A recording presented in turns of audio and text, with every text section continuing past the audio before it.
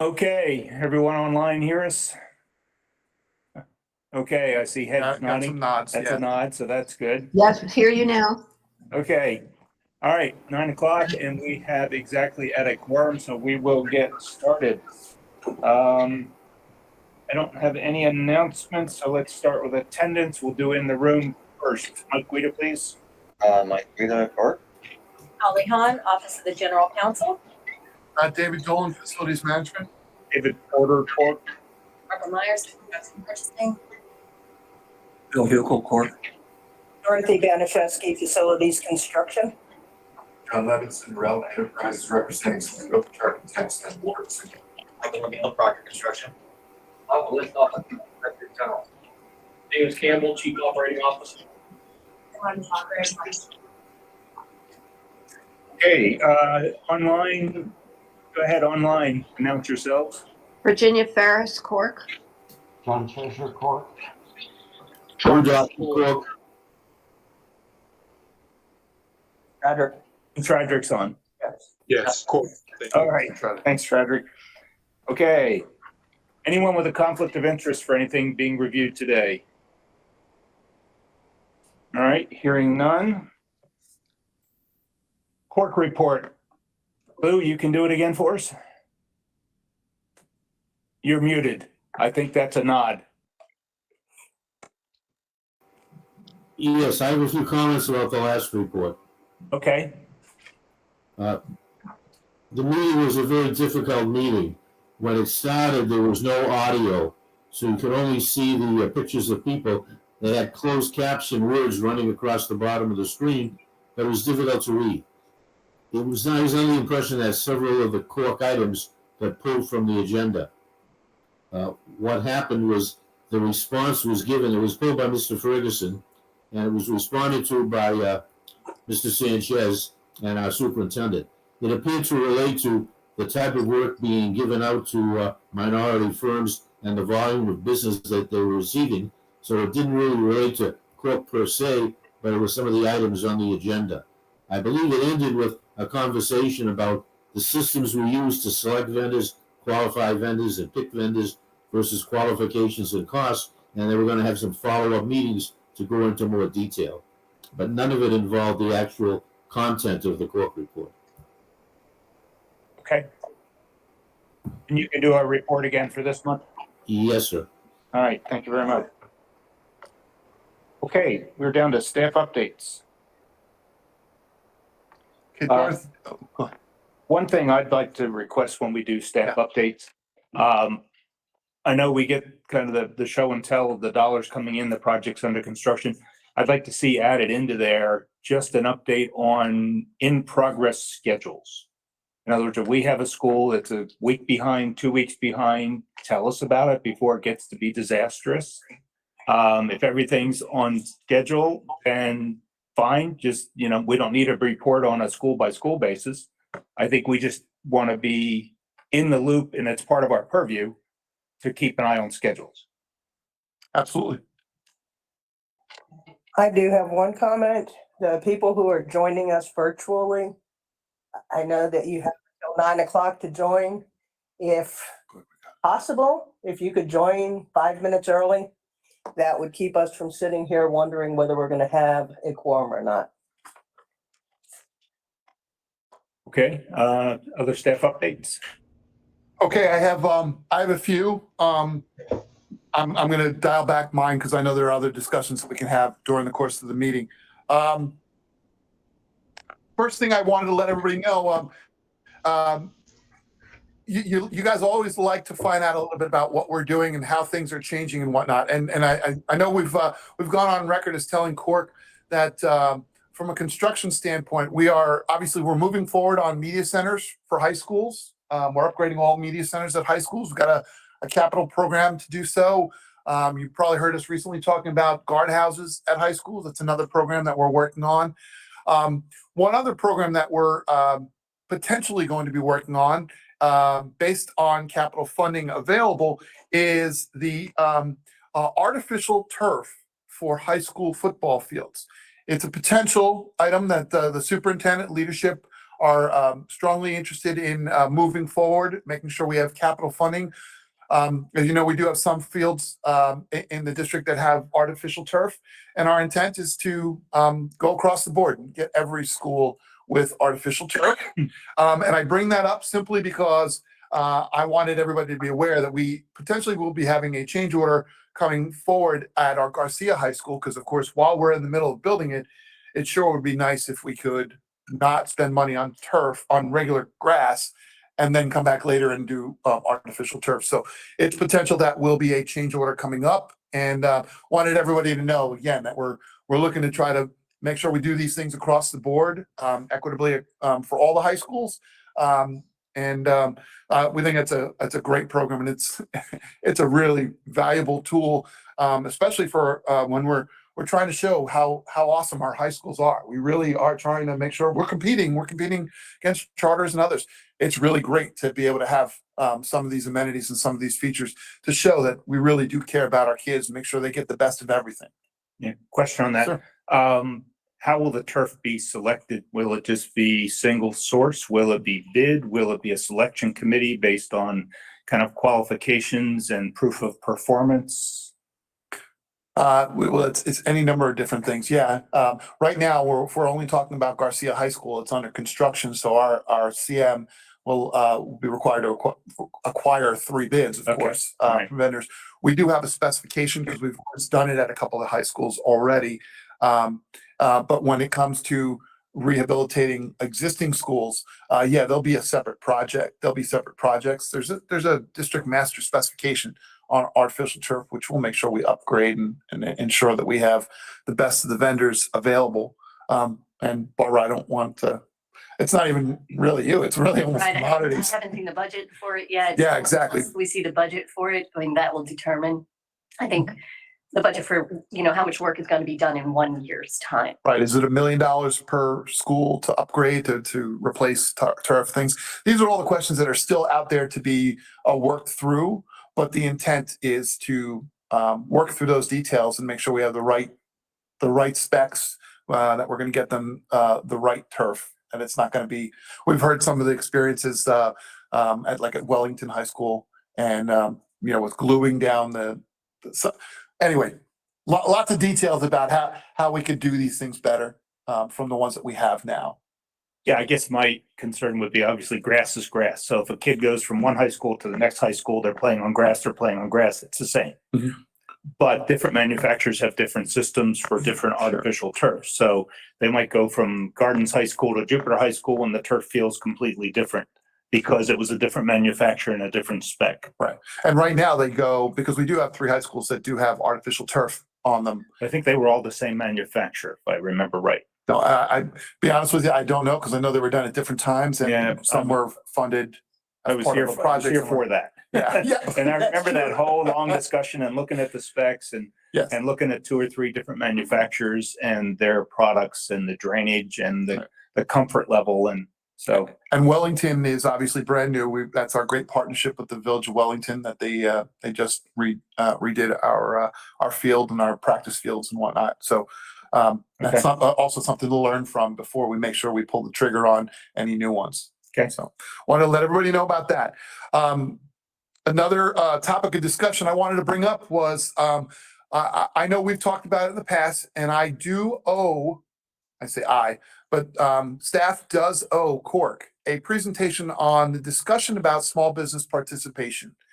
More specifically, I know the topic we discussed was the selection committee process and points and things like that. I know there's a lot of different questions out there. I wanted to let you know that right now we are anticipating that Mr. Sanchez, myself, and Patrick Christosom is we're looking to do a presentation next month. But it's more important that it's not just about doing a presentation to you and then answering your questions. I'm here to let you know that the board has asked us, and I think Mr. Doctor made reference to it. The board has asked us to do a workshop in May with them, and it involves purchasing and some of the other departments about small business, about our diversity process, and in general, how we go about procuring a lot of our work. So we are going to be putting that presentation on it in May. We want to be able to have this discussion with you, get your feedback, and be able to present that at that workshop. Because as I think we all can attest in this room and then online, our procurement process is quite a bit different, and we have different controls than the rest of the standard commodities procurement process, dealing with diversity and whatnot. It's a little bit different. We have contractors, subcontractors, and percentages due and things like that. So we want to make sure that we present this to you. We get your feedback. So next month, which is March, we'll do a presentation. We'll look for some of your feedback. We'll even welcome if you all collectively want to chew on that, and we'll come back in April and listen to what you have to say so that we can formulate one message so that when we do put together our workshop for the board in May, that your voices are heard and understood, that it's quite a bit different than, or not quite a bit different, but it's certainly different than the standard commodities issues. So again, I want to let everybody know we'll do this next month, but there's a long play in this, and I want to make sure that you guys, that CORC's sentiments are heard by the board when we do that. And then the last one that I have is more of a fun one for me. Maybe you've all seen that this week is Severe Weather Awareness Month, and I was asked by through communications, I was asked to be on this week on TV with Steve Weigel on Monday afternoon down at Verde Elementary. So, of course, there is no record of this whatsoever, and I'm quite happy with that because clearly I have a face made for radio. So that's a good sign. But I got the opportunity to go on air and talk about all the great things that the school district does in order to try to make sure we are protecting our students and our staff from severe weather. And many of you all know that we do have lightning detection systems. Not only do we have lightning protection, which obviously is intended to reroute the lightning strikes so that we can control how it impacts, but we also have lightning detection systems, which are basically weather stations. And on all of our new schools, we've been installing them, and I'm sure we're moving towards installing them on all of our existing schools.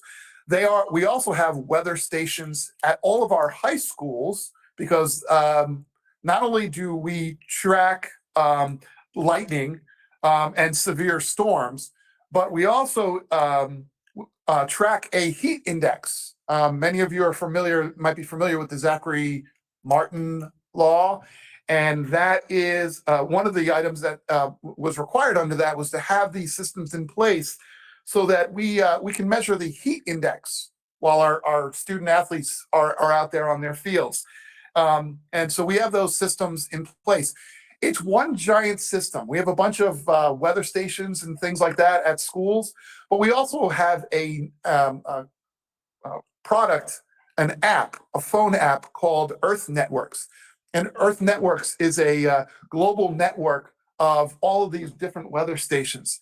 And they actually take in all the data so that wherever your phone is, it can tell when there's lightning coming in within a certain distance, what kind of temperature we're experiencing. Is it time to get the kids out of the bad environment and get them safely inside? So as you can tell by my animation, I was really excited to get on TV and tell people that we do this. This is, we always do everything we do them for our kids, right? This was such a big thing for me to be able to let everybody else know on TV. Too bad they had to see me, but let them know that we do this with the intent of making sure that our kids and our staff are safe. Well, you can all get that same app. It's called WeatherBug. So if you don't already have WeatherBug, it's I've used it for 10 years, 15 years. And it's got a spark alert on there now too, where you can click on it and you can see how many miles away from your location is the nearest lightning strike, which helps a lot on a golf course. Yes, and in fact, our app is it sends out alarms. It's It's for coaches, it's for administrators that are there at schools, whether it's after hours or even during, PE time, that kind of thing. And those things actually set off the alarm, and your phone gives off an alarm of, okay, it's time to get the kids out of there. So it's a big deal for us. Michael, you first, then John. Thank you. One item, Mr. Chair, when we move to it, I do have to make a conflict of interest statement. I want to get that on the record before I spoke. But on this part, David, this is a fantastic item for the school district. And I'm wondering if we can leverage this in different ways. One is letting especially the science and math teachers know about this so that they can incorporate the data into the curriculum at many different levels. I can see this could be very helpful to a ingenious teaching professional. And second, since we have this data that can help everyday citizens and residents, if there's some way that we can put this out branding the school district on this information, or at least letting citizens know that the school district is providing a lot of data to this app, and again getting our brand out there. The artificial turf on the fields is one thing, but this may have a even broader impact on the community. So I share your excitement 100%. Thank you. And certainly we can make sure that, again, this is a school district wide thing. It's ironically it's run by risk management. Actually, they're really the ones who do that for obvious reasons. Mr. Gelfand, you can appreciate that, right? That they are trying to limit at all costs any possible bad circumstances. And certainly communications plays a big role in that. So I do agree with you. I have sitting by us our principal liaison, James Campbell, and I certainly know that we could reach out through the academics to see if there's an opportunity there to leverage the technology we have through the academic world. Yes. And that's the first part, but the second part is to the greater Palm Beach County population. This is data that they can use to plan their day, whether it's a duffer who doesn't want to get electrocuted on the court or someone who wants to take a walk or go to the beach or otherwise. Get the school board's logo on it, more positive input as to things that we do for the county. Thank you. Okay. John. David, I saw you on TV Monday night with Steve Weigel, and you did a great job. You were a little nervous at first, but then you fell right into it. You've got a second career as a science reporter if you want it, I think. Thank you very much. I did not realize that anybody saw. I've heard a couple of people, and they all said the same exact comment. They're like, "You were nervous up front, but then you kind of warmed up." So clearly, an image for radio. On the weather thing, TEN should be involved in actually doing a video and putting it on the school district's website to let the public know that we've got this in all the schools. Let them know they can go to WeatherBug, and it's a free download to anybody and get all of that same information. If you go to WeatherBug right now, they've actually got webcams at a lot of our schools that, I've gone into there and I'll look at is it raining in Boynton? And I pull up one of the webcams and see what the immediate weather is that instant. So. Absolutely. Okay. Is that it? That's it for staff. All right. Any questions for Dave, or we will move on? We're moving on. All right. We're down to consent agenda. Mr. Chair, if I can make that disclosure. Yes. So with reference to PC1 Campany Roof, I have a contract with Campany for re-roofing a property. I have checked with Holly, who sent me to the Florida Commission on Ethics. I spoke to Jeff Burns there, who indicated that it does not meet the abstention requirement threshold. And interestingly, the Form 8B that they have does not address this type of a situation. But when this issue comes up to a vote, I will exit the meeting for a moment and come back on in, just so that there's no question. Okay. All right. We will go down the items. FC1. Yes. Okay, I also wanted it. FC2. FC3. PC1. I think I had that one, yes. All right. Oh, I said, no, excuse me, that's the one I have. Let me. Yeah, let me- you're Yeah, out of that one. Yeah, right. Okay, so if that's not getting pulled, you won't have to recuse yourself. I'm gonna exit the meeting now for a moment since you're at that point, and I'll come back in a few All right, minutes. let's continue here. PC2. PC3. I wanted 3 through 6. Anybody else want 3 through 6? Hearing none, then 3 through 6 are pulled, and I'm the only one that pulled them for the same reason. So, Move the items that were left unpulled on consent agenda to go forward. okay, need a second?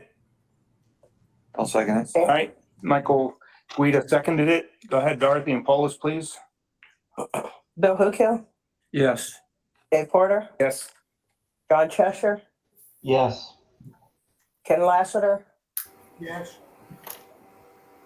Doctor, Yes. Fan, who stepped out, Michael Right. Peter, Yes. Dan Shannon, Yes.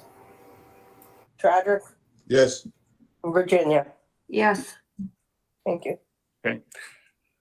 You got something? No, I was worried that Mr. Gelfand isn't back here now to discuss SC1 with the rest of you. He's not recusing. I'm sending him a message, Okay, I was gonna say, message to say he can join. yeah, I don't want him Okay. to miss out on that opportunity just because he Right. recused himself from. I'll start until Michael comes back, and we'll start with FC1 since I also pulled it.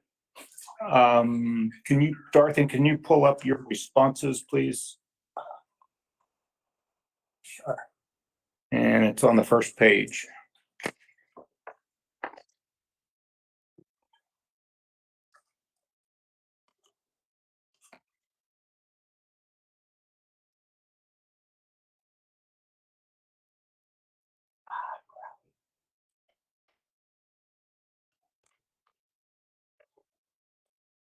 We caught her off guard. Yeah, that's okay. Let's say. That's fine.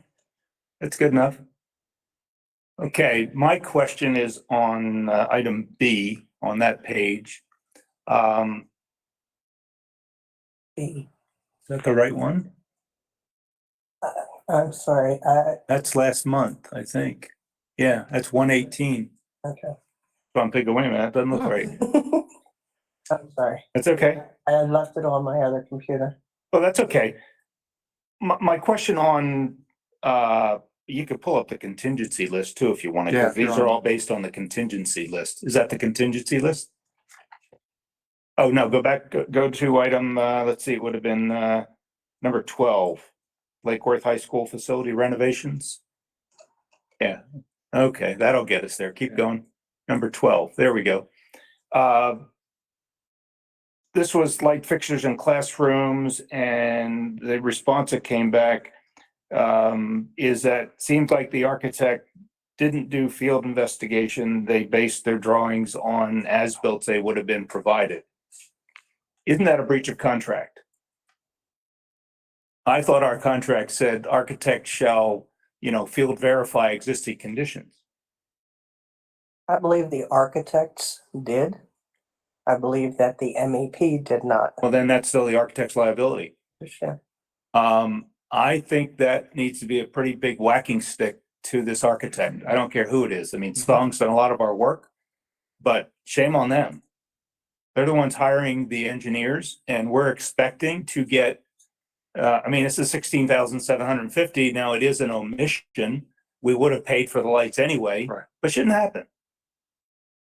So this should really go down as a very big PPE negative to Song because they didn't do what they should have for us.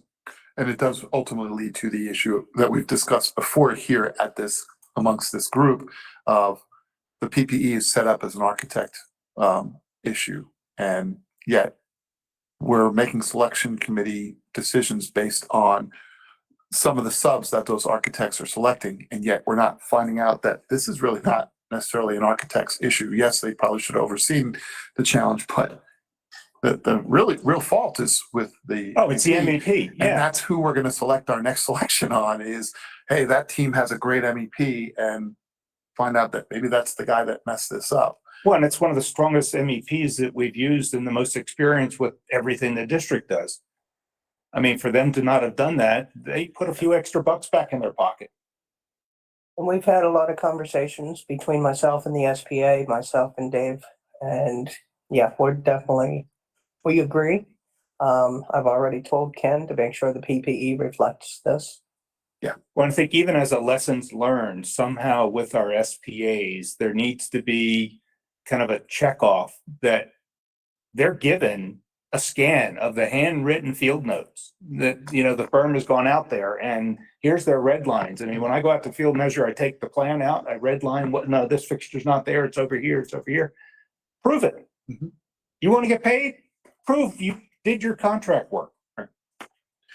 And on the flip side, we do have circumstances like this where it may not have really been warranted during the evaluation, but we get to the end of the project a year later and we're realizing, yeah, you know what, these couple of classrooms, we might have needed to do them. And it's not necessarily anybody's fault. It was kind of an agreed upon evaluation a year and a half earlier when the design first started and the due diligence. So I'm not saying it's a black and white. No, basically, there's as is always the case, there's a lot of gray in this one. So making the decision to forego something like this on occasion and not necessarily isn't necessarily us, our SPA. It might be the circumstance of the time. Oh, I'm just saying it's a lessons learned for what we need to be people of and not just take their word for it, because then it generates into change orders and extra work that's unnecessary. And the construction manager is there for that pre-construction services also. They're there to verify, walk with the design team and verify these situations, and obviously that didn't happen. They're not a bid contractor. They're a manager that's supposed to verify the work, the scope, and that didn't happen either.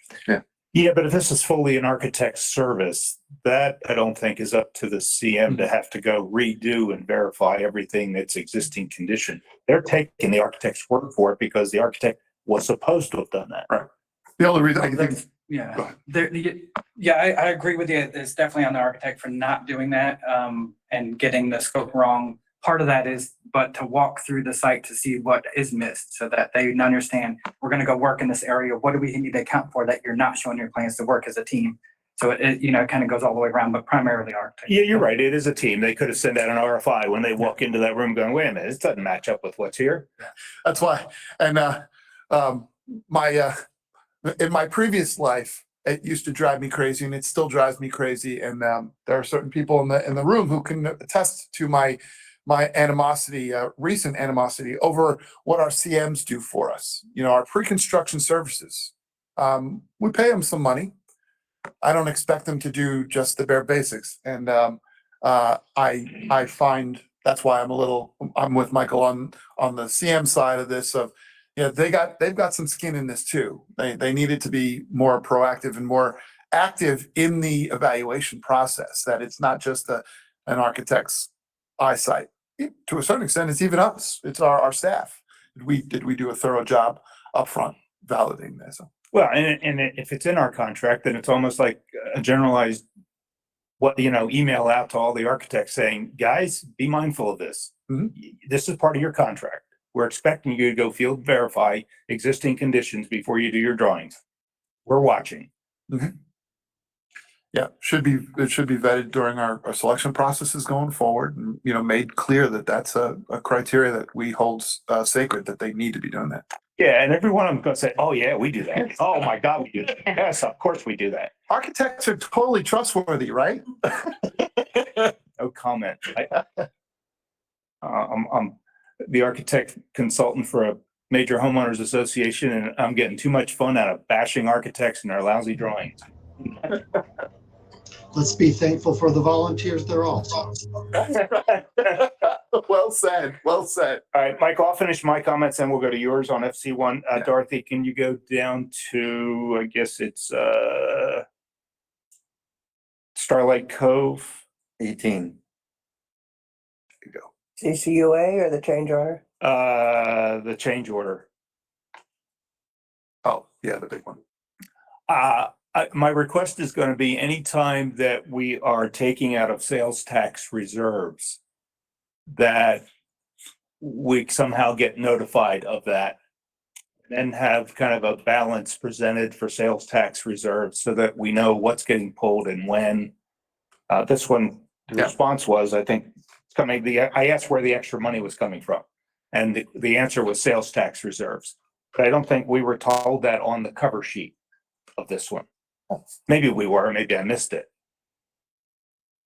I'm not sure if Leanne's in here. Yes, oh gosh, you're right. That's okay. I mean, that was. Yeah, because this is, Delegated authority.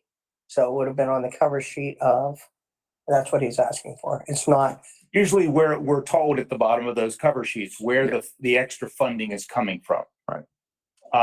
And so if it's coming from sales tax reserves, just tell us that. And then perhaps with each, maybe even as part of this, there's a page that shows us here's the sales tax reserves and here's what the new balance is going to be.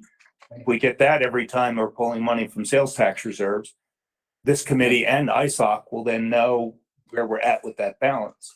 the interesting part of this one is that this, again, in my previous life, this would have been an amendment, a GMP amendment, as opposed to a change order. They both act as the same. And with a GMP amendment, it would have been a PC item and it would have had the notes, just like the other PC items that are currently on this month that talk about needing additional funds, going to ISOC, et cetera. That's where the note would come from. That's why this usually, this might be under different circumstances, a PC item instead of an FC change order. Yeah. So but appreciated. My point remains the same. If Yeah. we're pulling money Gotta be. out of an account, then we need to know what the balance of that account is. So as we keep pulling money from that account, Yeah. this committee and ISOC know that the fund still has money in it. Correct. Yep. Yep. And we can do that. And certainly this is, for those of you who are unfamiliar, this is probably the first one where we transitioned over, and I know, forgive me, I told you that this a year plus ago, where we transitioned over on our facility renewals from doing what was cool, safe, dry, bright. That was the phrase we used. It was basically saying we had exactly this amount of money. We were going to prioritize what needed to be done for this amount of money. We transitioned away from that to now doing everything on there. Promises made, promises kept. And it just meant that I needed a little bit more money.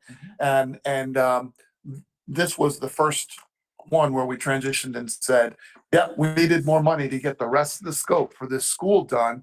And that's when I think at that time went to ISOC and got the money. Never told you. So your point well taken. And also for everybody's knowledge, this is something, and I don't think Ms. Evans is on, but we will get to being able to track all of these items that, there she is. We are going to be tracking all those items as we add additional sales tax reserves. That $190 million we've told you, Ms. Evans told you about it in our previous presentation. Dorothy, can you pop that up? Is that the slide? The slides. You have no idea what I'm talking about, Dean. The email I sent you about 30 minutes before the meeting, that was 2 slides. Yeah. For information, since I'm also on ISOC, and Leanne can chime in here. It was worked out with staff and with AECom to come up with an estimate of how much over, because of inflation, our projects through the completion of the referendum might come in at. And so if that slide is that part of it? Go to, it says show page 2 and page 3 if you The can. next one right there. Yeah, that page 2 is the one we're talking about, the 190. Yep. So- Go ahead, Leanne, if you want to chime in here. Good morning, and I'm sorry, I'm actually at a meeting sponsored by the Florida School Board Association. I'm doing training for 80 new school board members in the state about finance. So I just stepped away from that. So I'm in an Embassy Suites in Kissimmee, so I apologize for the background noise. This slide we put together and gave it to the board, I think it was June or July, and we had such big cost escalations coming in on these sales tax projects, and it's inflation that we're all dealing with personally. It just hits construction particularly hard. So what we did was scour through the sales tax program to figure out what dollars we could free up to address these cost escalations. And I'm trying to see it on my phone, but I know part of it was the 4 facility renewals that we moved from sales tax to COPS. We did that in the fall. That's picked up about 80 million. We also are expecting to get extra sales tax money, even though we're probably going to end it a year early. The revenues are just coming in so fast, and the sales tax has to end in December. It can't end based on a specific dollar amount. So that interest earnings, there's a few other things that came into play there. And we were able to estimate about $190 million of extra revenue that we could earmark specifically for finishing up the work to make sure we finished everything on the project list. So we identified an amount that we needed for the facility renewals, and then we have some other projects that we knew were going to be cost escalations that we're expecting, things like the bus compounds, and that's what that other number is. So we're tracking that. We're working with AECom they came up with that 190 million we started with. And then we're tracking each one of those projects on what they think the escalation would be compared to what the actual cost is. So of the ones that have gone through so far, all but one have come in under the number that AECom gave us. So we're in good shape. We've had one that came in over, but it's more than offset by the others. So I have the detail and I'm tracking that, as is Dave and the AECom team. What we're working on is a report that we can hand to you all.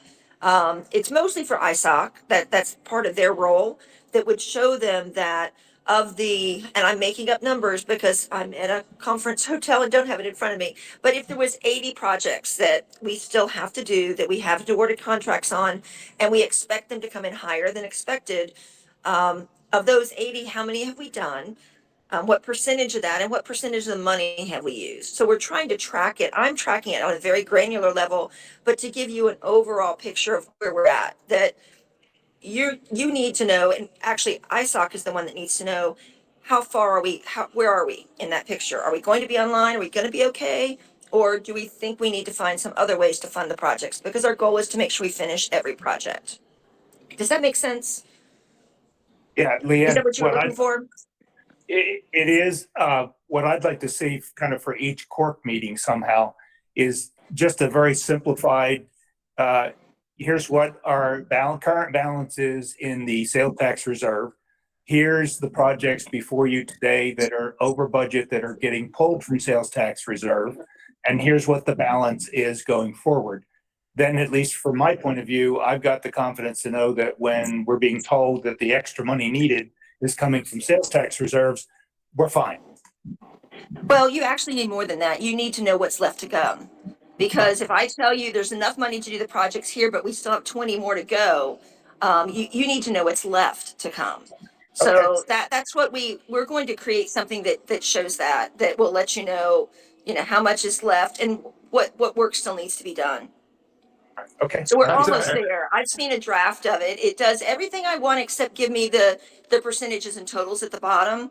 And that's being worked on. So I expect to have that final report ready to share with you all very soon. Yep. AECom's been doing a great job working through that with her to try to, we have all the data. Now it's just a matter of how we go about showing it. And as she said, we're really getting to the point of, okay, you don't necessarily need to know all the granular stuff that she might be and I might be looking at, but you need to know over the remaining 3 years, 4 years of the program, are we going to have enough money to do all those out year projects, as well as the ones that are sitting in front of you now? Yep. Okay. Next slide, the next one on this that I wanted to make sure just to follow through is so that you are all aware, because I know we've had discussions about this. This is what we present to ISOC. And Leanne, it's the slide that says future plan modifications, the approximate value, the estimated for the next 3 months. Basically, right. What happens is we over the course of ISOC meets every 3 months, and we might need money for some of our GMPs that we're bringing to you in January and February because we don't meet with ISOC until late in February. Well, what we've been doing is hedging our bets 3 months earlier. We put a slide together for ISOC and let them know, hey, these are the projects coming up. And what we're seeing right now is we're seeing them being approximately 1.1 million over, or 1.2 million, or 2.5 million over, approximately. It's more to let ISOC know so that we have to go to the board before we actually execute the exact dollar value from ISOC.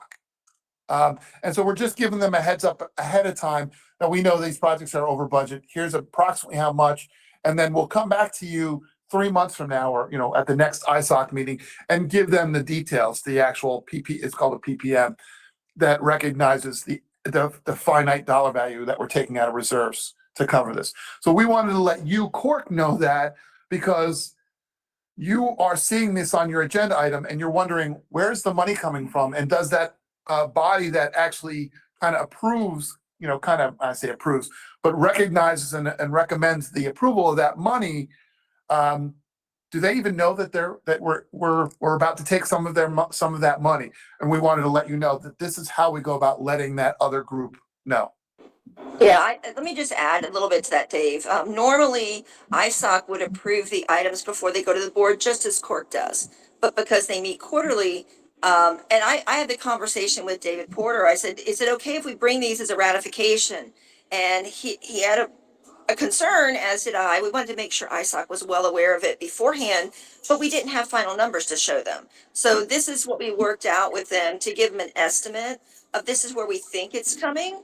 By the time it gets to CORC, we have exact and real numbers, and we will take the items back to ISOC as ratifications. And generally, they're a little under what Dave has projected. We've had one come in over, but most of them come in under. So I think we're doing a really good job at trying to make sure everybody has the information they need to oversee the sales tax program. And ISOC was okay with this process. They appreciated knowing what was going to get pulled from the fund before they would have an official proposed plan modification before them. So 4 of these, or 3 of these, I think, are before us today. And I had pulled all of them just to make sure that we had this kind of discussion to know that it wasn't being pulled out of the sales tax money that ISOC manages without ISOC knowing that there was going to be an amount pulled. Okay, good. Thanks, Leanne. Just to add to that, so these numbers are developed with our construction managers and in conjunction with our own in-house estimating department and our architect engineer. So it's not just something we kind of pulled out of the air. We actually go through the scope and validate, okay, what do we think needs to be done? What do we think the costs are going to be? So that's why they're coming in fairly accurate, because we spend that time to go through that. Right, it might be like the 50%. Then I would recommend putting another line under that heading in parentheses and say what you just said, that these numbers were prepared by this, and this, because I would have thought they were just staff guesses.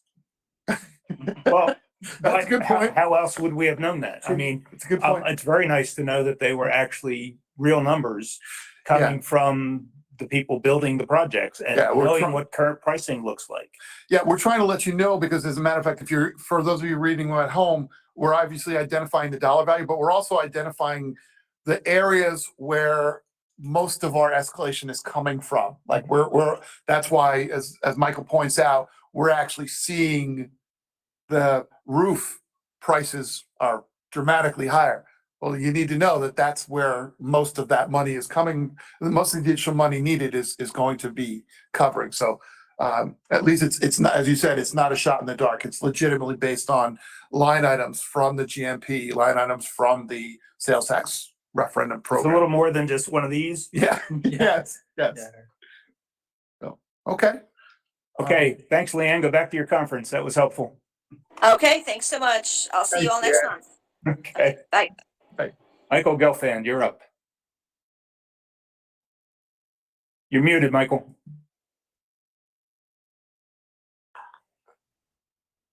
Can't hear you, Michael. Oh gosh, I'm so sorry. I feel terrible. Muted, Michael.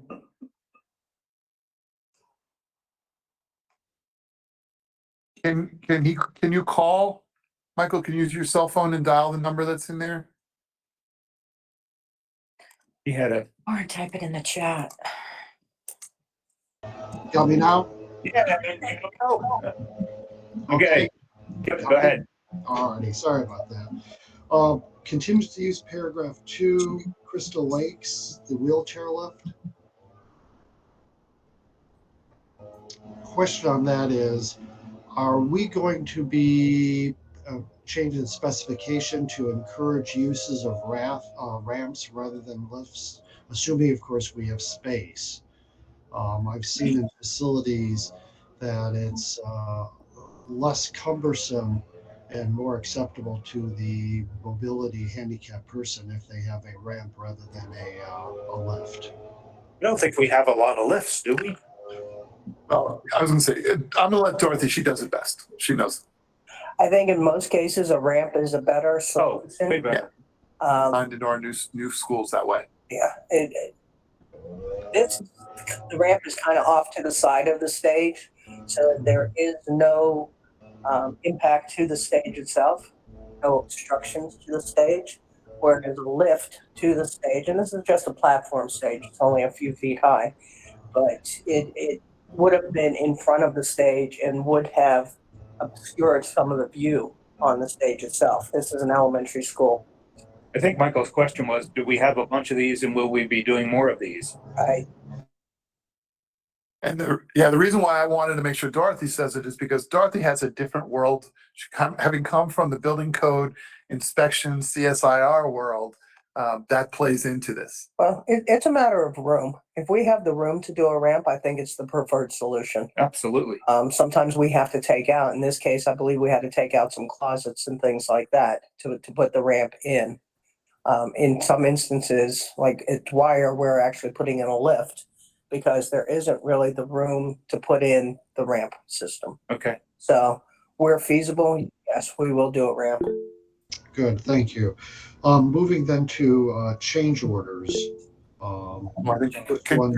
Virginia. I'm sorry, Mr. Gelfand, can we step in for Virginia? I think you had a question on this topic on the last one that was. Actually, I have it on number 19. Oh, okay. We'll come back. We'll come back to you. Go ahead, Michael. Which item? Change orders number 1, Lake Worth High. My apologies if you touched on this before. My question was the process of not accepting and then adding to that. What's the underlying rationale of not having it in the first GMP? Budget. Over budget. Yeah. Yeah, we're not able to hit the budgets. So previously, as David stated, it was the cool, safe, dry, and bright, where we were starting to get inflation and things were over budget. We were taking things out, knowing that we would do them at the end and come back and do them. And now the rationale is, no, we're out of school. We're going to do everything, even if it pulls extra money from the sales tax contingency. I see on that. All right. Those are my questions. Thank you. All right, Virginia, which number? 19, West Point Middle. Yep, got it. You're changing the electrical feeds from copper to aluminum. Yep. I don't know very much about electrical and wires, but I just had an aluminum wire melt in my house, and the electrician had to change out any of the aluminums on 220 lines. So I'm curious why we're changing from copper to aluminum. I'm going to put Michael Guida on he's the electrical engineer. Let's get the expert. It's probably cost. It's definitely there's a cost difference. But the aluminum wire that they make now for feeders is octagon shaped, so they don't vibrate as much to cause heat and loosen up on the lugs of the panel. So it's a good fix if they're installed correctly. It sounds like on your part, you had aluminum feeder in your house. Yes. It was probably, it's not required, it's not allowed, aluminum feeders in the National Electric Code. Right, that's what the electrician told me. So that's why I was curious why we're changing to aluminum. It's allowed for feeders above, I want to say 8 amps. Because this says where they're 100 amps or larger. So 100 amps, Which is our feeders. which is probably the school board's requirement. But the larger, wouldn't larger be 220? No, larger amperage, which means it's a larger size wire, Oh, okay. less likely to fall loose on the lugs. Okay, I'm showing my ignorance, other than I'm wondering why we're going a cheaper route if it's possibly not going to melt. And No. we're doing this in all the schools now, using cheaper feeds. It's my understanding, Virginia, and working with Mike Guido on a couple of projects, that the larger feeder sizes in aluminum is perfectly acceptable, perfectly safe with however aluminum's being made these days. 30 years ago, 40 years ago, aluminum came out, was put in lots of houses, caused lots of problems and fires, was not a good thing. Got removed from the electrical code, but the larger feeder sizes, perfectly fine and a major savings. Okay, I appreciate the explanation. Okay, if nothing else on this one, somebody make a motion for FC1. Move to go forward. Okay. Second by Sam. Any discussion? All right, go ahead, poll us, Dorothy, please. Bill Hookhill, Yes. David Porter, Yes. John Cheshire, Yes. Ken Lassiter, Lassiter here. Yes. Doctor.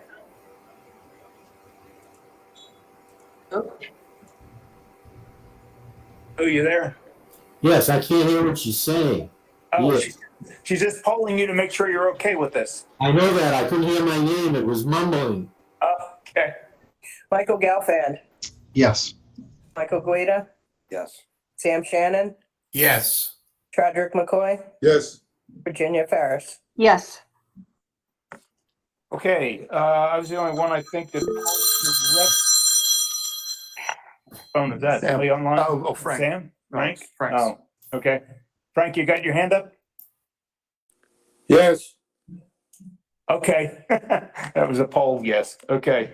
Showed up when I wasn't looking. Yep. I just want to pull PC 3 through 6. PC 3 through 5, I'm okay with no extra questions because of the discussion about the sales tax reserve funds. If someone wants to make a blanket approval of PC 3, 4, and 5, that we can move forward. Move PC 3, 4, and 5 forward. Second. All right. No discussion. Go ahead, Dorothy, poll us on those 3, please. Bill Hookhill, Yes. Dave Porter, Yes. Frank Simon, Yes. John Cheshire, Yes. Ken Lassiter, Yes. Lou Doctor, Yes. Michael Gelfand, Yes. Michael Guida, Yes. Sam Shannon, Yes. Trederick McCoy, Yes.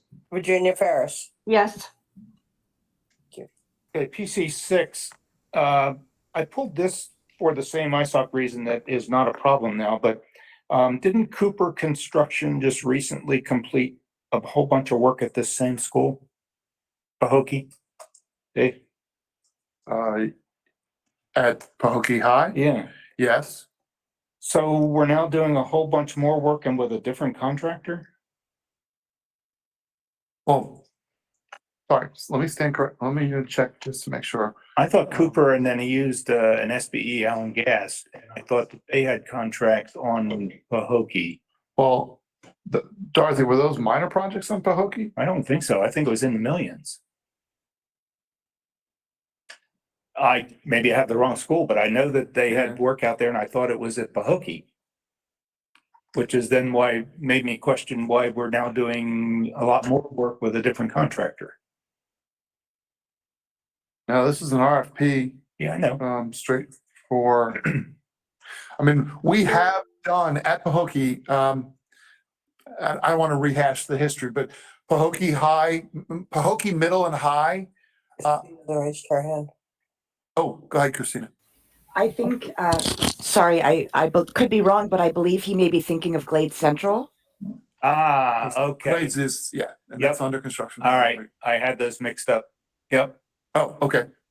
I was gonna say, because Pahokee is the one, we Yeah, have two different sets no. of funds. No, and it's like with Timber Trace, we did like 5 different projects, it feels like at Timber Trace, and Well, that one legitimately, you're right. they weren't all with the same architect or even the same CM. Yeah.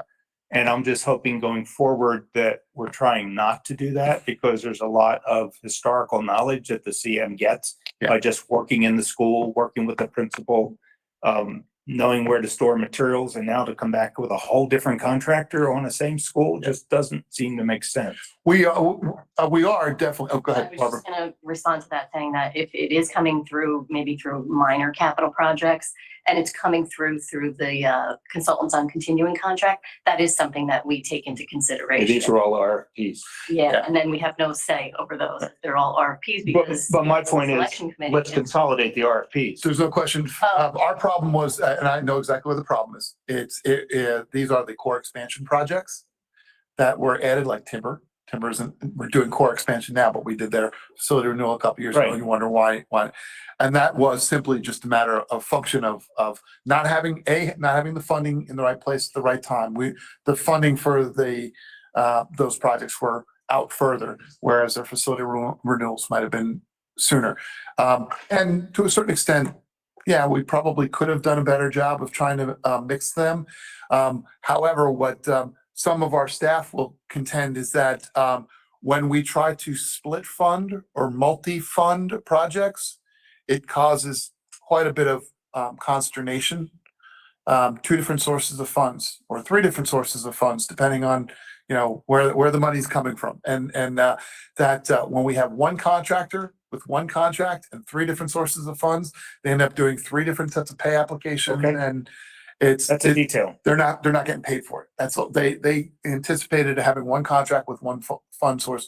So it is just like peeling back the onion, letting you see that sometimes the things we don't tell you about are the things that make it difficult and why we end up having to go in different directions. So where we say sometimes the timing is what it is. We just have to go with them. It's like you having your kitchen renovated and then 4 months later you have your bathrooms all torn apart.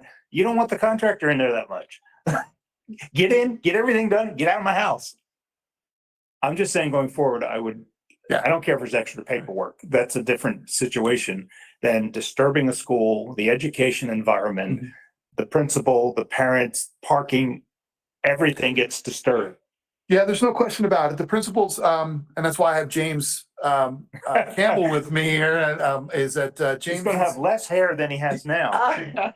But he obviously helps us get through the challenges because, as you said, I want them in and out of here. That's true until a principal says, "Well, wait a second. Now you're starting to bother me.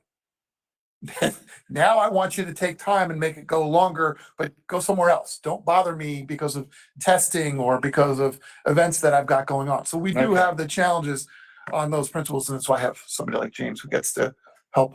I would just say the goal going forward, I'd like to see No question. consolidation as much as possible for one CM, one disturbance, one architect with one set of drawings, and they know the building inside and out instead of a new architect coming in, not having any of the historical knowledge from the previous architect.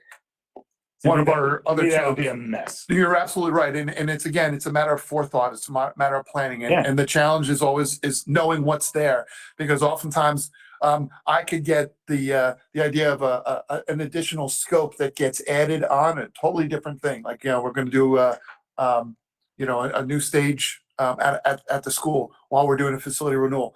That is now, from a legal standpoint, not legal, but from a contract standpoint, is going to be referred to as a cardinal change. If we contracted with them to do scopes A, B, and C, and then halfway through the project, you decide you want to add scopes D and E onto it, we get into that squirrely area from a procurement legal issue of adding scope. And that's why I say the planning, the forethought is the challenge. And I wish I had more hair to know that.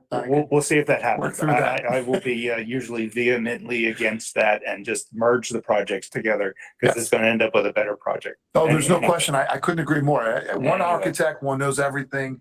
And one architect who knows nothing. Well, that's, yeah. Well, let's get to the real guys, the MEP guys. Those are the ones I actually really care about, because those are the ones who actually know all the details that we were worried about.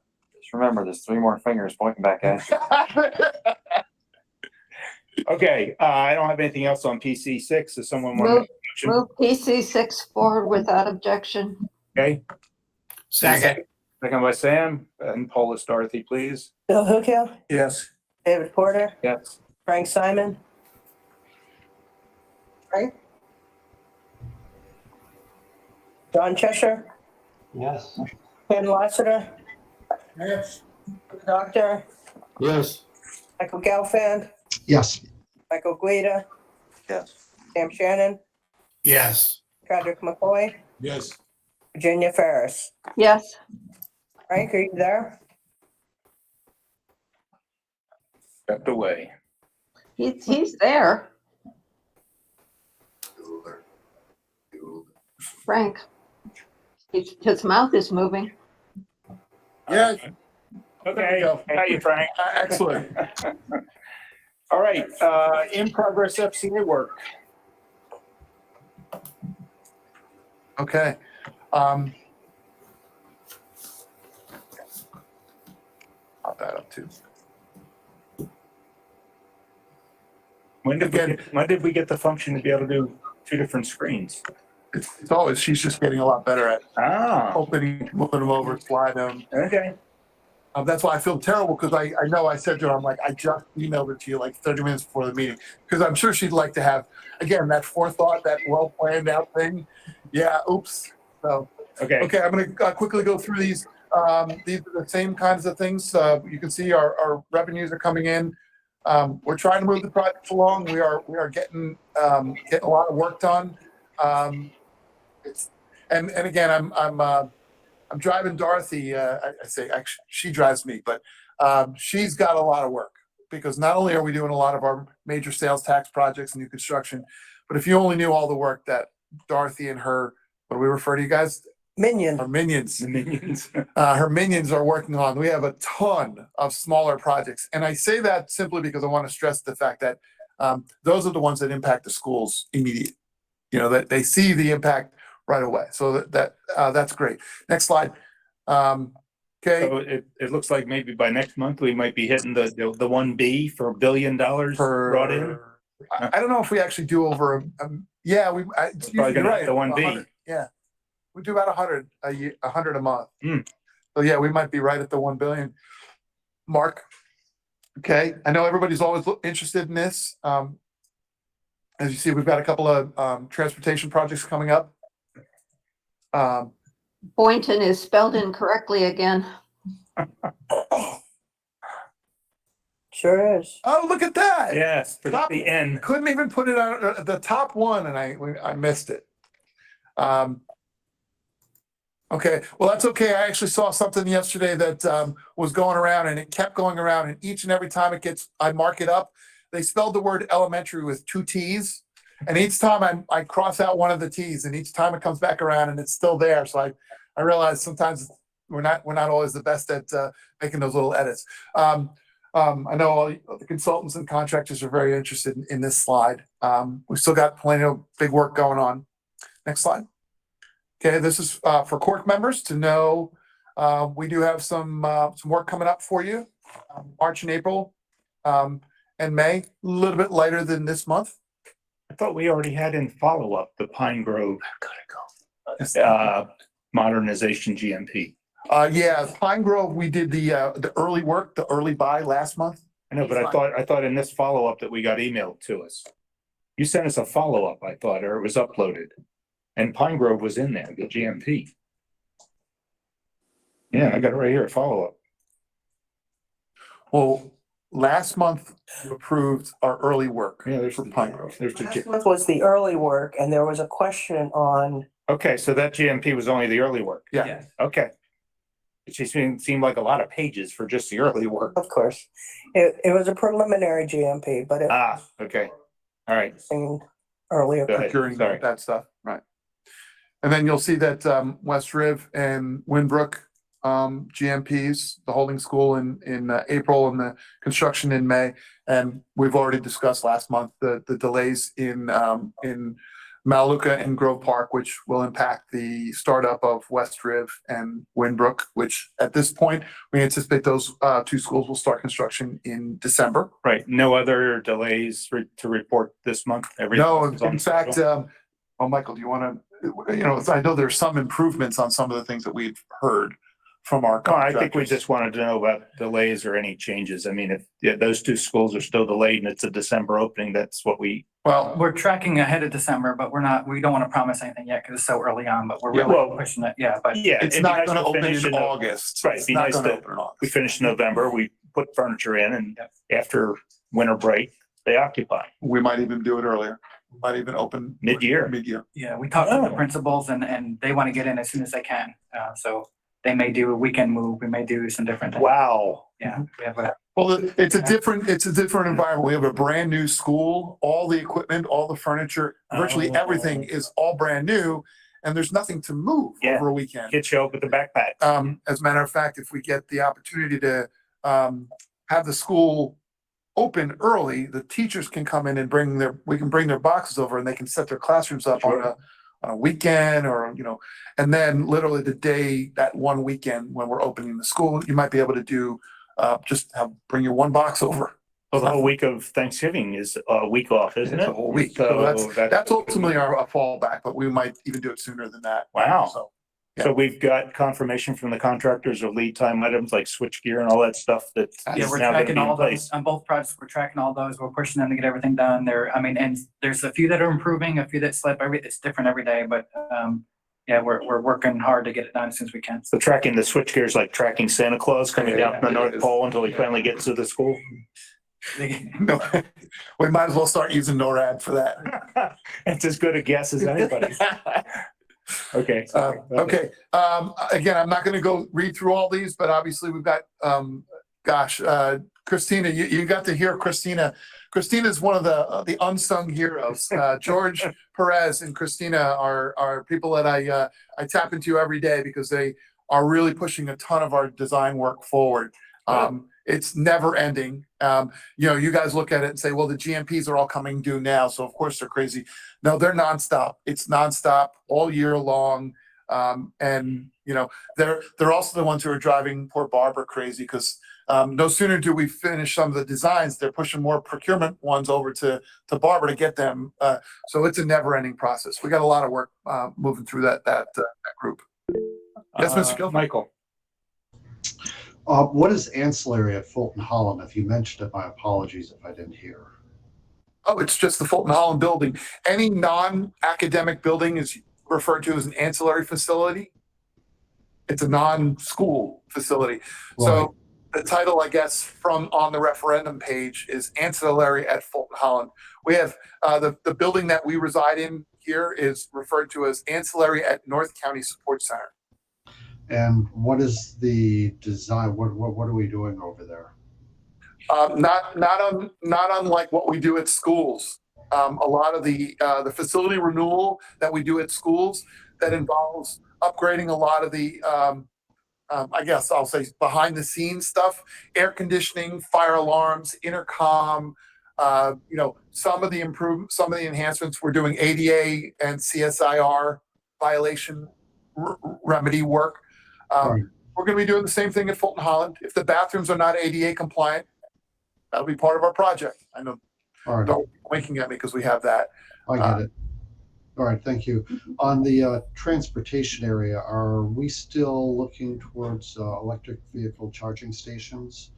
Oh, yes. Michael, you want to? Yeah, so we had a preliminary meeting with transportation, FP&L, and some bus vendors coordinating it. Yeah, so we have a grant that we received for some EV charging stations. So we're working on getting those installed on some of the transportation facilities.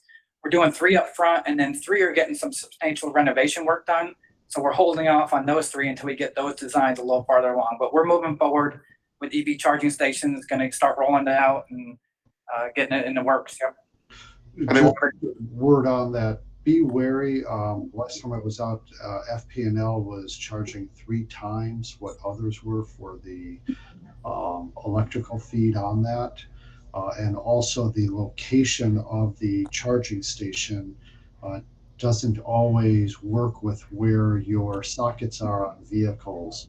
And that may be something also as you're looking for your RFPs for the electric vehicles, where they are having their outlets to plug into the car. Just a couple of points. No, great point. And that was something that was discussed in that meeting about the location of the charging, and even different bus manufacturers have different equipment, and they has to work with any of them so that we're not locked into buying from one bus manufacturer. So yeah, just get out your USB A's, your USB B's, USB B.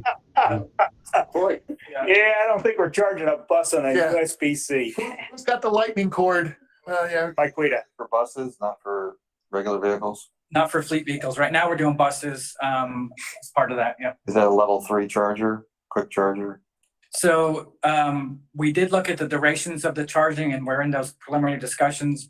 The ones that they had planned initially would not be able to do a quick charge. So that's what we're looking at upgrading those, because some of those buses come in and they only have an hour or two before they have to go back out. So it depends on the routes and everything. So we don't want to be limited and have the electric vehicle bus, can't go out once a day, that kind of thing. So we're looking at that. It's not worked out, but we've talked about it and are working through the details. And costs and whatnot are obviously play that. And like we said, we have a grant, so they're paying for a certain amount of it through the grant money. And so if we change some of that, we're either going to have maybe a few less, or maybe they're going to actually look for more money to supplement that, so we can get exactly what we need. Is there a rough cost difference of an electric school bus versus a gasoline school bus? I do not know. That's a transportation question, but Yeah. When the time comes, we certainly can. Oh, go ahead. Yeah, there you go. That's the man who knows transportation. Yes, sir. Mr. Sanchez. A regular school bus is about about 150,000 to 200,000, and the electric buses are almost double that, up to 350 to $400,000. The grant that we have pays the difference between our regular diesel buses and the cost of the electric buses. So that's the grant we got for the Volkswagen settlement. So that's one source, and that's paying for 50 electric buses. Wow, that's a major grant. Yep. Mm-hmm. You gotta get the throw in the chargers with the buses. And what's the mileage on a charge? Yeah, that's a good question. So there's the average, just like gasoline and diesel vehicles, there's the advertised mileage and there's the actual. Best case scenario is up to like 200 miles on a charge. So we have to be really mindful about what routes we put electric buses on. We can't go just by replace 100% of our fleet with electric buses, because it won't satisfy our some of our longer routes. the complicated thing with that is all the idle time that a bus has, stopping and waiting, and they just don't go and drive and come back. Right. So that gets factored into how long it can go. So, but they have they're doing a study to look at all that to make sure it's going to meet everybody's needs, and working with transportation. Good. Virginia. What about Michael's other comment about the charges from FPL?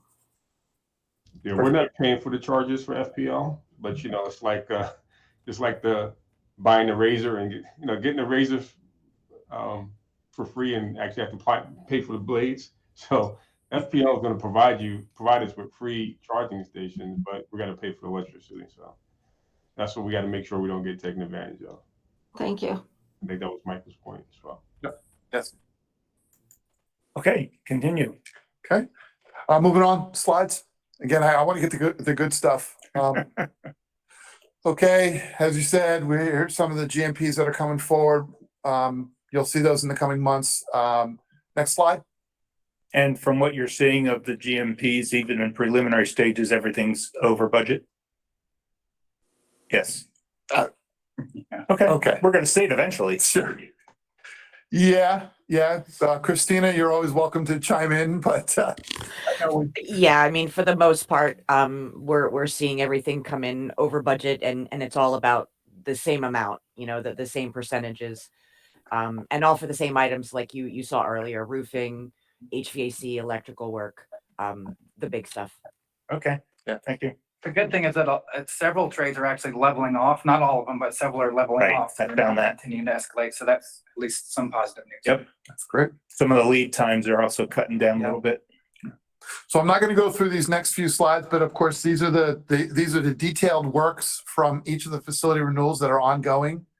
And there's a couple of pictures, a couple of slides with pictures afterwards, to kind of just touch on the type of work we're doing there.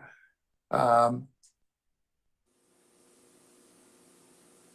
restrooms, yeah, some more lighting work. Fire alarm, Pahokee L. You showed pictures of ceiling work at Dreyfus. I guess they've worked around whatever school schedules are going on. In general, that's what facility renewals are all about. So is it nighttime and weekend work? It's A lot of it, yeah. yeah, and it's work and sections of the school that they'll sometimes the staff will move certain group of classrooms empty, and yeah, that's what facility renewal work is always. Okay, the great news: Joaquin Garcia High School. Lots of work going on here. I got some good photos. Angel Garcia has provided us some really great improvements on this. You'll notice it looks kind of like it's on its way. You can see the paved parking lot.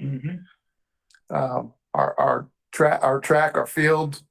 That's why we were kind of at the point of, you can see by that field right in the middle of the track, sure looks like dirt. Well, we don't want to put grass down and then turn around and put artificial down on that. So moving along quite well. Then we get into some of the individual photo. You can keep going on that. Now we get into some of the interior photos. Michael, Can you go back to one of the drone shots, please? That's good. One more down. There we go. Is there a natural preserve area located in that corner or along the perimeter? right there. There is. It's kind of, I'll say it's a not well-defined wetland area. It's part of our permits. We went through got our ERP permit, and it was a transitioning upland.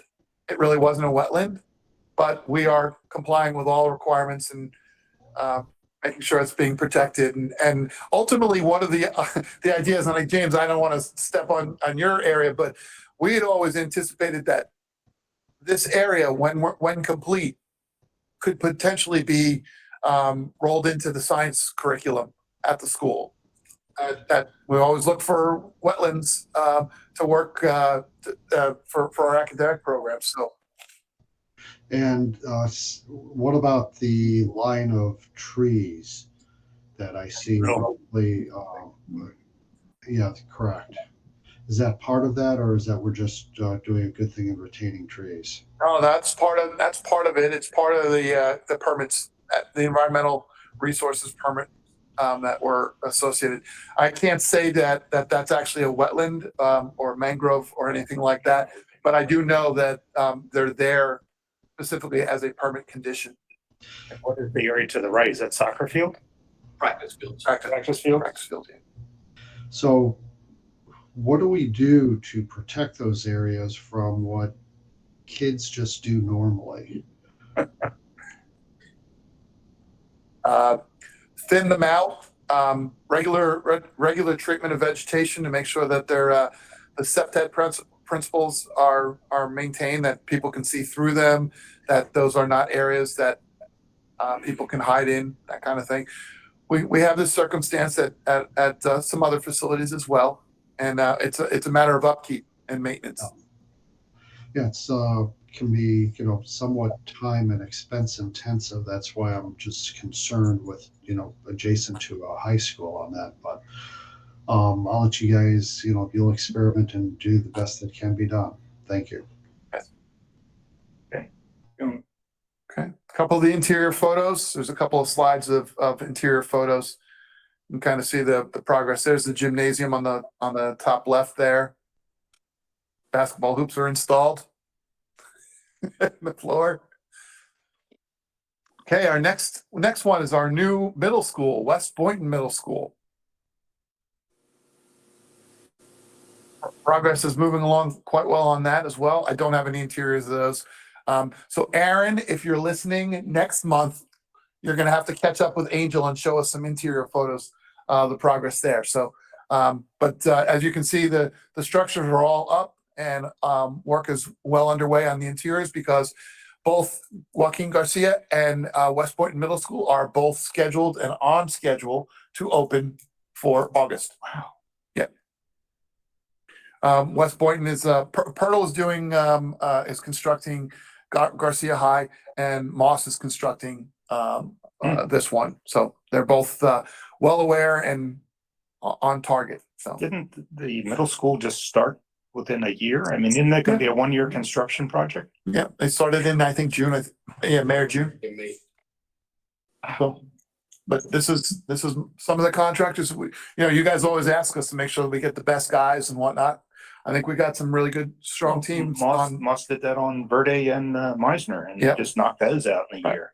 That was prior to having switchgear delay problems of 65. And they actually acknowledged that. They said that a lot of the things that they had to procure because we doing that groundbreaking in May and they'd been early enough, they got a lot of their stuff ordered and are on target to have everything in time.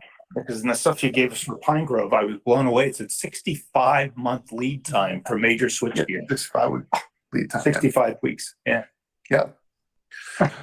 So our next two sets of schools are Grove Park and Malaluca. I know it might be a little bit hard to see on this for those in the room, but if you're looking at it at home and you can go online and look at it, you can see that Grove Park has panels tilted up. I saw them up this morning as I drove by it from my office. It is vertical. So we are moving forward rapidly. And the contractor, again, Michael's been working with our SPAs and the contractor to validate their recovery and making sure that they get back on schedule so that we can have that mid-first semester opening that we're referring to. Good.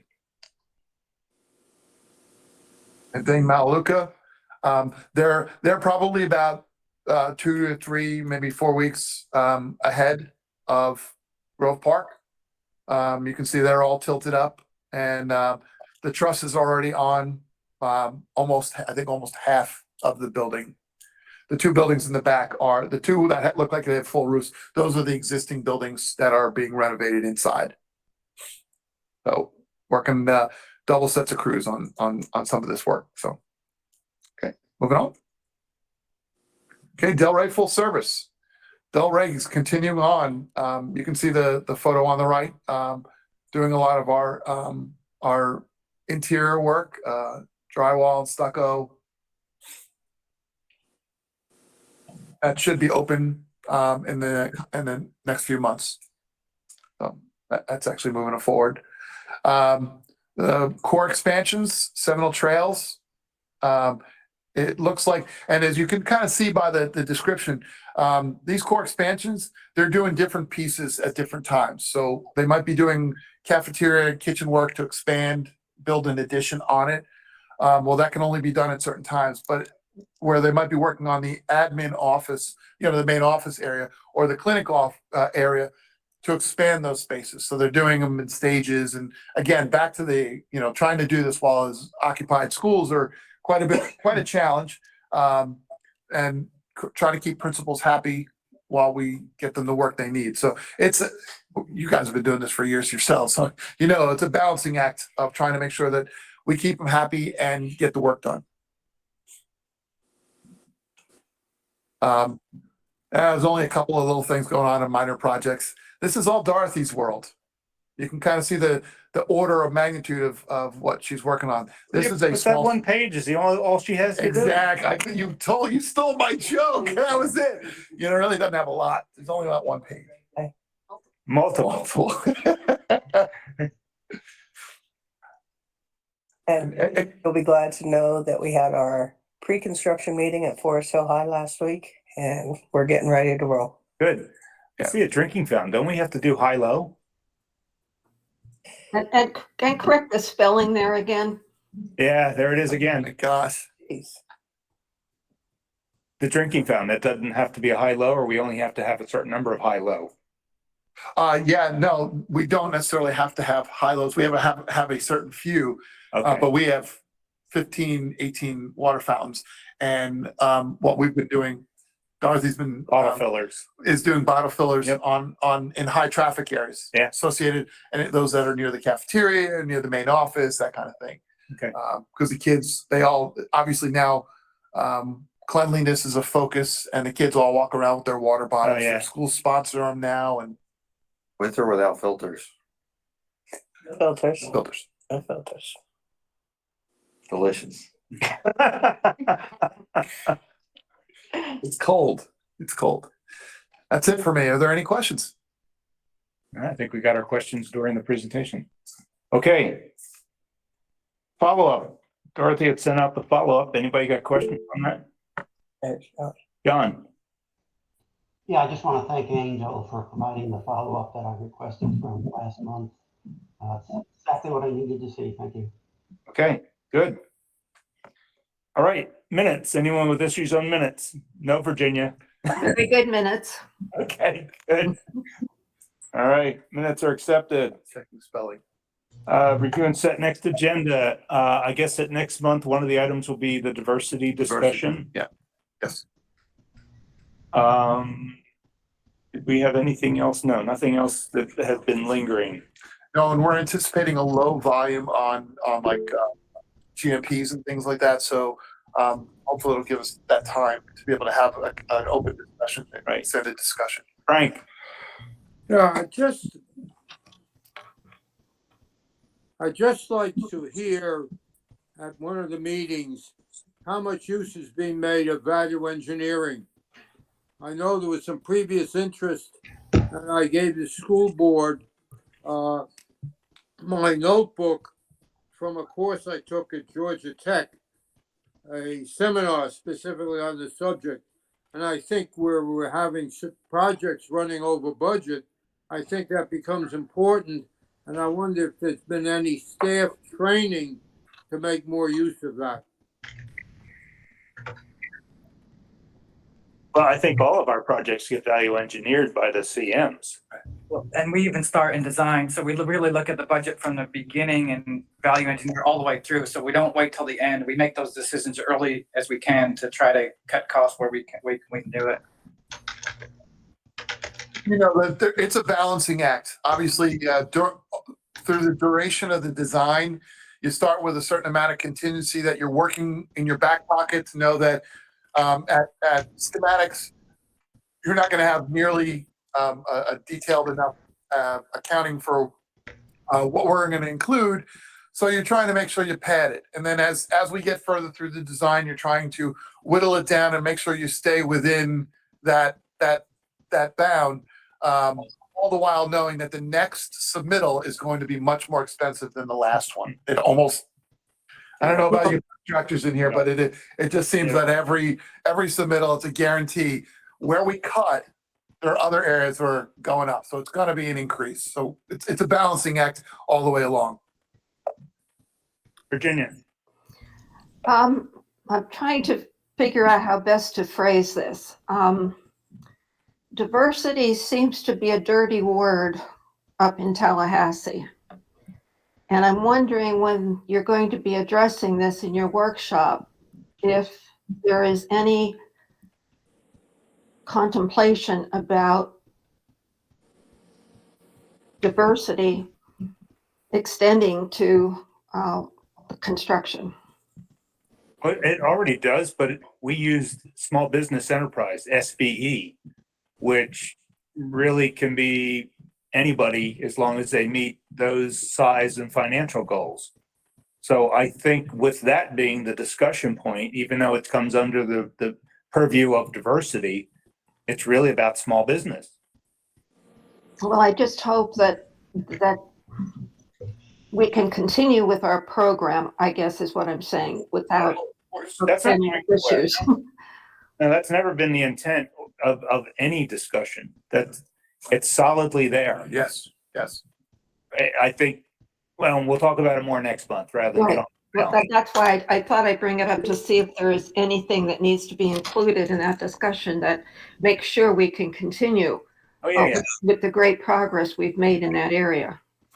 No intent at all to deviate from that. Well, hear you, David, but I'd like to hear from Joe or from the school district. And there is a No offense intended, David. district policy on diversity, on small business participation, on diversity in general. And that's not going away. That's not going to deviate. I certainly turn the mic over to Mr. Sanchez if you so choose to. Well, perhaps you need to call it small business then instead of your diversity presentation. Can I make a suggestion? I hate to just jump on in because I'm involved in some of these discussions elsewhere. Let's just take this part of the discussion and have it next month after folks can think of what they want to say. Yep. I say this as someone, I chaired the first committee on this, 15 years ago. And we deliberately went towards the small business and did not utilize the label diversity at that time. So I feel very strongly about this and not necessarily happy of what I see coming out of Tallahassee, but I am concerned as to how these discussions double back. Exactly. Thank you. Frank, you got something quickly there?